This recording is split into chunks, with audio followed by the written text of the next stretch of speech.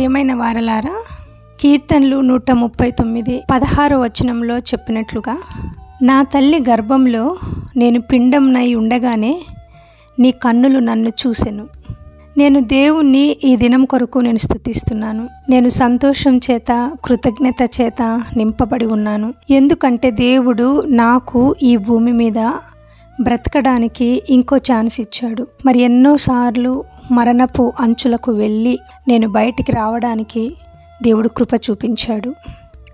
నా జీవితంలో కృతజ్ఞత, స్తుతి, ఆరాధన ఆవరించి ఉన్నందున నాకు ఉన్న దానిని బట్టి, కలిగిన దానిని బట్టి నేనేమై ఉన్నానో అది దేవుని కృప అయి ఉన్నందున ఆయనకే నా జీవితంను అంకితం చేసి ఆయనను నేను స్తుతిస్తున్నాను. ఆయన సేవలో కొనసాగుచున్నాను.